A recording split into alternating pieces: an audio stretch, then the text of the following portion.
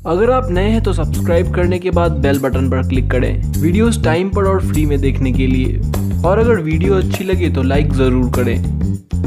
दोस्तों, मंगोलिया पूर्व एशिया में रशिया और चाइना के बीच में बसा दुनिया का दूसरा सबसे बड़ा लैंडलॉक्ड देश है, जहां की राजधानी और सबसे बड़ा शहर उलान बतार है। मंगोलिया की कुल आबादी सिर्फ 33 लाख है और यह देश दुनिया के अन्य हिस्सों से काफी अलग है। मंगोलिया शब्द का मतलब होता है मंगोल्स की धरती और मंगोलियन भाषा में मंगोल का अर्थ होता है बहादुर। इसका कारण अगर देखा जाए तो मंगोल्स को हमेशा से ही एक बहादुर कौम माना जाता है और यहाँ ही इतिहास के सबसे बहादुर, ताकतवर और क्रूर राजाओं में से एक जंगीज खान का जन्म हुआ था। जंगीज खान को इतिहास के सबसे साहसी राजाओं में से एक माना जाता है, जो कि पूरी दुनिया पर राज करना चाहते थे और उस दौरान मंगोल सैनिकों को दुनिया के बेहतरीन योद्धाओं में से एक माना जाता था। और ये सैनिक घुड़सवारी और तीरंदाजी में इतने माहिर थे कि यह लोग घोड़े पर उल्टा बैठकर भी सटीक निशाना लगा पाते थे। इसके अलावा भी मंगोल सैनिक बिना खाए भी कई दिनों तक रह सकते थे।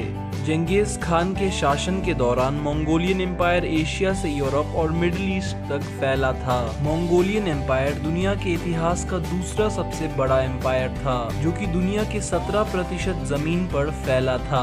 मंगोलियन भाषा का स्क्रिप्ट जंगीज खान द्वारा लिखा गया था, लेकिन हैरान करने वाली बात तो ये है कि जंगीज खान खुद पढ़े लिखे नहीं थे और मंगोलिया में आज भी इसी स्क्रिप्ट का इस्तेमाल किया जाता है। मंगोलियन संस्कृति में बच्चों को बहुत ही कम उम्र से ही घुड़सवारी और तीर चलाना सिखाया जाता था, जिसका प्रभाव आज भी यहाँ पर देखा जा सकता है। मंगोलिया में सदियों से घोड़ों का काफी इस्तेमाल किया जाता रहा है और आज भी मंगोलिया में यहाँ की आबादी से 13 गुना ज्यादा घोड़े मौजूद है। इसके अलावा भी यहाँ की आबादी से 35 गुना ज्यादा भेड़ें मौजूद है। जंगीज खान के शासन के दौरान मंगोलियन एम्पायर ने उस समय के मशहूर सिल्क रोड पर कब्जा कर लिया था और सिल्क रोड पर लगने वाले टैक्सेस से मंगोलियन एम्पायर को बहुत ज्यादा फायदा होता था। साल 1274 में जब famous traveller Marco Polo Mongolia गए तो उन्होंने पहली बार कहीं पर पेपर करेंसी का इस्तेमाल होते हुए देखा, जो कि उस समय ना तो यूरोप और ना ही दुनिया के अन्य किसी हिस्से में इस्तेमाल किया जाता था। ये माना जाता है कि दुनिया में सबसे पहले आइसक्रीम बनाने की शुरुआत मंगोलिया से ही हुई थी। उस समय मंगोलियन लोग जानवरों की आंतों में क्रीम भरकर सफर करते थे और मंगोलिया के ठंडे मौसम की वजह से यह क्रीम जम जाती थी। जंगीज खान के आदेश के मुताबिक इनकी मौत के बाद इनकी कब्र को बहुत ही गुप्त रखा गया। ये माना जाता है कि जंगीज खान के मौत के बाद उनके कब्र के ऊपर से 1000 घुड़सवारों को घोड़े के साथ दौड़ाया गया ताकि कब्र का कोई भी निशान मिट जाए, जिसके बाद कब्र देने वाले सभी लोगों को इन घुड़सवारों के साथ मार दिया गया और इसके बाद इन लोगों को जिन्होंने मारा था उन्हें भी मार दिया गया। आज भी मंगोलिया के 40% से ज्यादा लोग बंजारों की तरह जिंदगी जीते हैं। मंगोलिया में लगभग सभी के पास एक छोटा सा घर होता है जिसे ये लोग गेर कहते हैं और मंगोल साल में एक बार जरूर कुछ महीने के लिए यहाँ जरूर जाते हैं। मंगोलिया की राजधानी उलान बतार को दुनिया की सबसे ठंडी राजधानियों में से एक माना जाता है और मंगोलिया की 1/3 आबादी यहीं पर रहती है। पूरे मंगोलिया में सिर्फ एक ही यूनिवर्सिटी है जो कि उलान बातार में मौजूद है।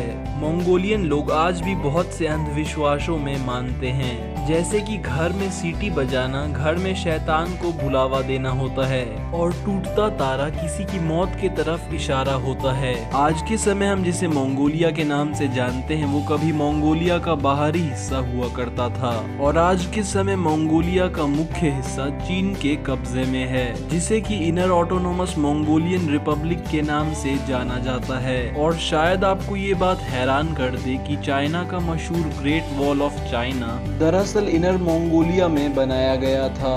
मंगोलिया की आबादी इतनी कम है कि यहाँ हर स्क्वायर किलोमीटर पर सिर्फ 2 लोग रहते हैं। मंगोलिया का नेशनल स्टॉक एक्सचेंज इतना छोटा है कि इसे बच्चों के पुराने सिनेमा हॉल से चलाया जाता है। साल 1987 से पहले दुनिया के बहुत से देश मंगोलिया को एक देश नहीं मानते थे। जिसमें अमेरिका जैसे बड़े देश भी शामिल थे। मंगोलियन लोग मंगोलिया घूमने आने वाले मेहमानों का बहुत ज्यादा ख्याल रखते हैं। मंगोलिया को लैंड ऑफ ब्लू स्काई भी कहा जाता है, क्योंकि यहाँ साल के 260 दिनों से ज्यादा आसमान साफ रहता है। दुनिया में पाए जाने वाले स्नो लेपर्ड्स में से 1/3 स्नो लेपर्ड्स अकेले मंगोलिया में ही रहते हैं। एशिया का सबसे बड़ा और दुनिया का दूसरा सबसे बड़ा डेजर्ट गोबी डेजर्ट मंगोलिया में ही मौजूद है। मंगोलिया की जीडीपी दुनिया के 113वें स्थान पर आती है और मंगोलिया ईस्ट एशिया के सबसे गरीब देशों में से एक माना जाता है। लेकिन एक बात शायद आपको हैरान कर दे कि मंगोलिया में शिक्षित की संख्या 95% है। मंगोलिया के ज्यादातर लोग किसी भी धर्म का पालन नहीं करते हैं। इसके अलावा भी यहाँ का दूसरा सबसे बड़ा धर्म बौद्ध है, जिसे 30 से 40% लोग फॉलो करते हैं। इसके अलावा 2 से 4% लोग यहाँ इस्लाम धर्म में मानते हैं। मंगोलिया में पाए जाने वाला ऊंट, जिसे मंगोलियन कैमल या बैक्ट्रियन कैमल के नाम से जाना जाता है, इस ऊंट के पीठ पर 2 हम्स यानी कि 2 कुबड़ पाए जाते हैं और यह ऊंट बहुत ही तेजी से विलुप्त हो रहे हैं। मंगोलिया की करेंसी को तुगरिक कहते हैं और भारत का 1 रुपया मंगोलिया के 38 तुगरिक के बराबर होता है। पिछली वीडियो के सवाल का सही जवाब दिया था रविकांत कुमार, सैयद इरफान, शिवम वर्मा और फजल खान ने। इस वीडियो में मैं शाउट आउट देना चाहूंगा शिवम वर्मा, आदित्य मंडल, नजीम खान और दिनेश यादव को हमारी वीडियोस में अच्छे कमेंट्स कर हमें मोटिवेट करने के लिए। इस वीडियो का सवाल, मंगोलिया की कुल आबादी कितनी है? ध्यान रहे ये सवाल इसी वीडियो से पूछा गया है और इसका सही जवाब देने पर आपको भी शाउट आउट मिल सकता है। तो आपको ये वीडियो कैसी लगी? अगर अच्छी लगी तो लाइक, शेयर और सब्सक्राइब करना ना भूलें। तो फिर मिलेंगे एक नई वीडियो के साथ, तब तक के लिए नमस्कार।